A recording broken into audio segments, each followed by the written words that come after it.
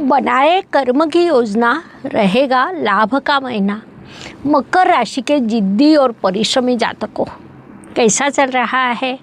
चलो अगले 5 मिनट हम जीवन का प्लानिंग करते हैं, क्योंकि नवंबर महीना आपके लिए सिस्टम अपग्रेड का है। थोड़ा कठोर लेकिन फलदायी। क्या आप तैयार हैं? मकर राशि के लोग दृढ़ता, अनुशासन और दीर्घकालीन दृष्टि को एकत्रित मिश्रण है। आप काम में दृढ़ता दिखाते हैं। जहाँ पर अन्य लोग थक जाते हैं, वहाँ पर आप लगातार काम करते रहते हैं। लोग आपके जिम्मेदार स्वभाव पर विश्वास करते हैं। नमस्कार, मैं एस्ट्रो गुरु माँ डॉक्टर ज्योति जोशी सभी ज्योतिष प्रेमियों का स्वागत करती हूँ। हम नवंबर 2025 महीने के राशि भविष्य को समझ रहे हैं। आज हम मकर राशि के जातकों के लिए ये महीना कैसा रहेगा, इस पर वार्तालाप करेंगे।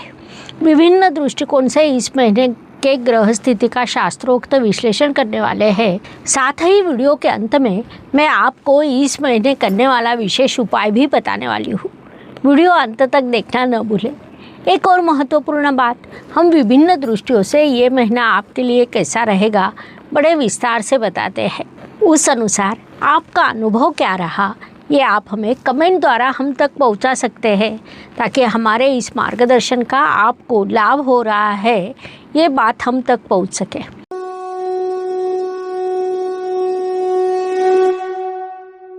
व्यक्तित्व की दृष्टि से इस नवंबर महीने में आपके लिए पंच महापुरुष योगों में से 2 अत्यंत महत्वपूर्ण राजयोग निर्माण हुए हैं, जो आपके व्यक्तित्व पर सीधा प्रभाव करने वाले हैं।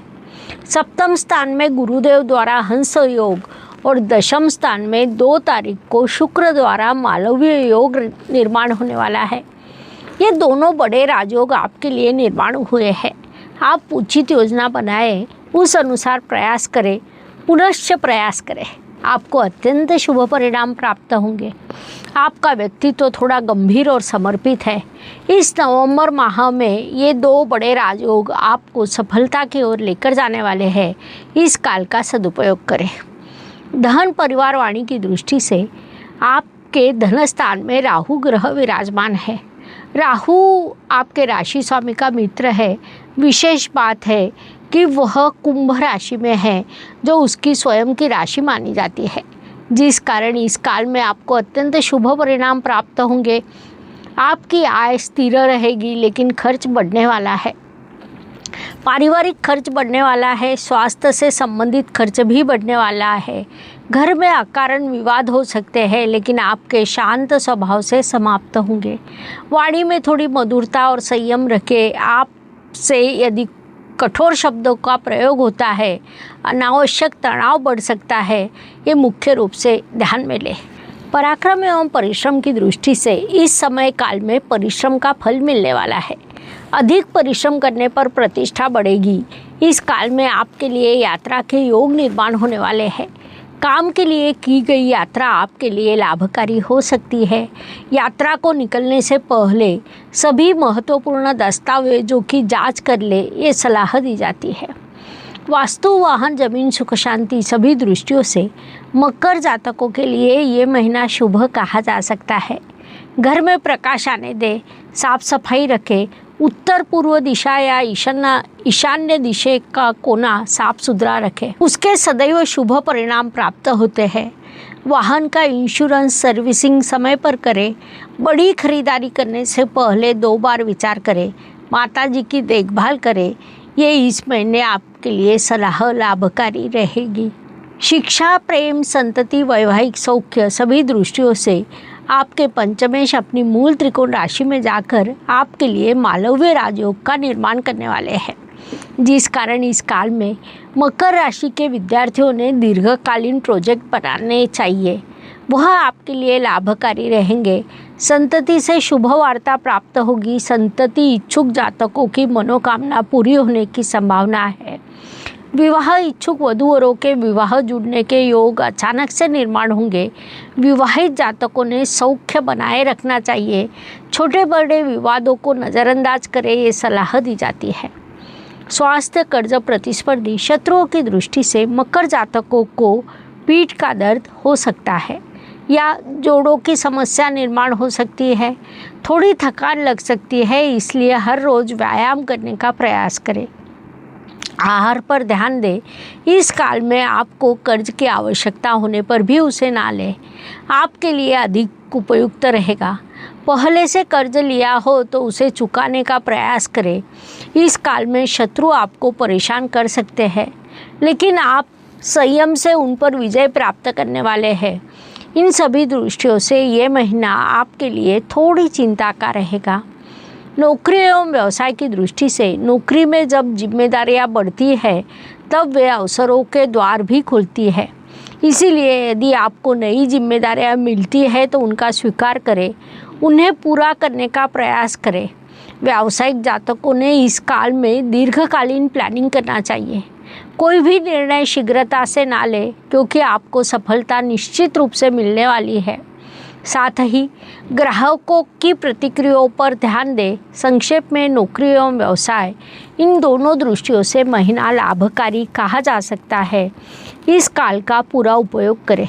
ज्येष्ठ नागरिकों की दृष्टि से इस काल में आपने अपने स्वास्थ्य का ध्यान देना चाहिए।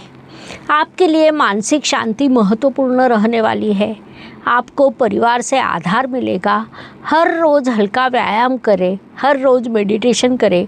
साथ ही समय समय पर डॉक्टरों से जांच करवा लें।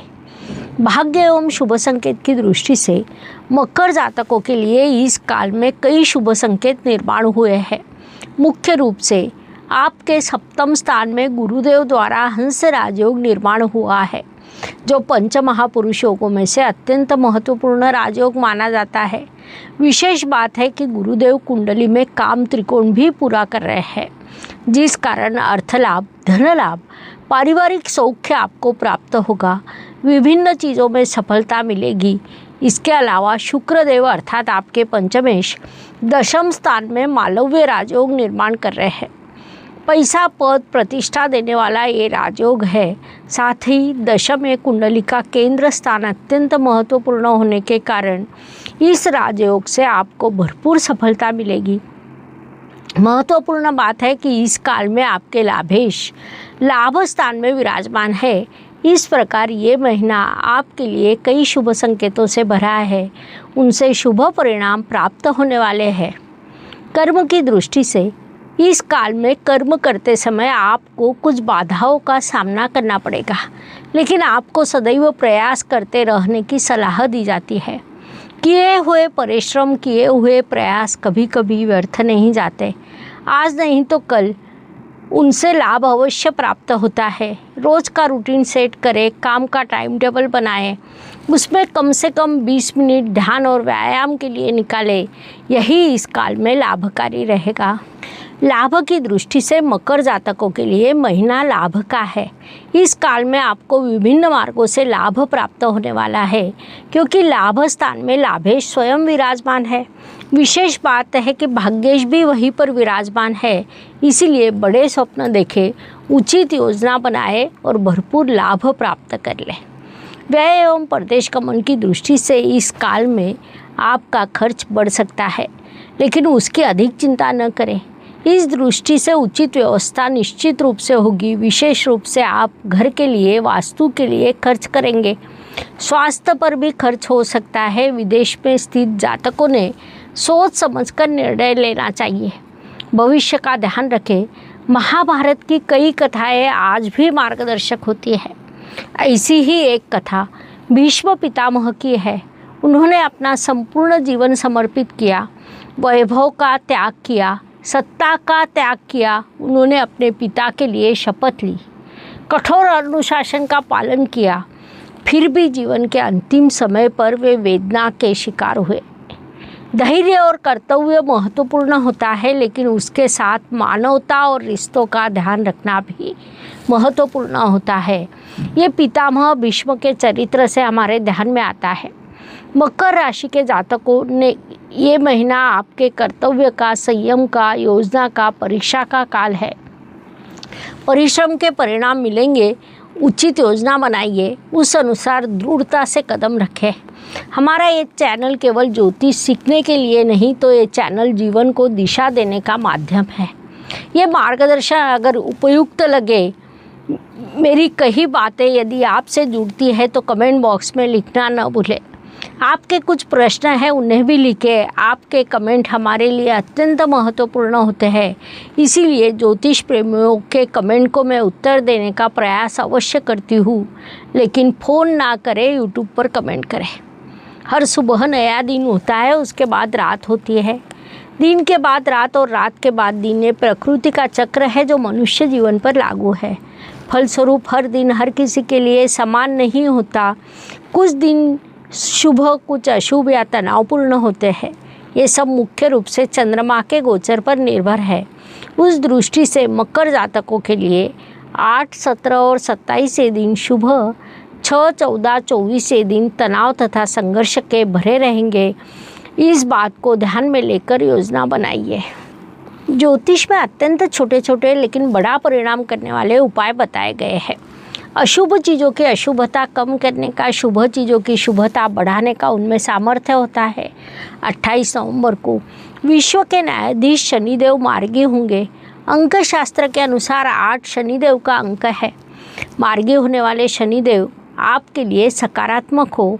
जिन्हें 7.5 या ढैया हो, शनिदेव की महादशा अंतर्दशा हो, उन्हें शुभ फल मिले। शनिदेव से होने वाली परेशानी कम हो। साथ ही शनिदेव जिनके लिए सकारात्मक है, उन्हें शुभ फल बढ़ाकर मिले।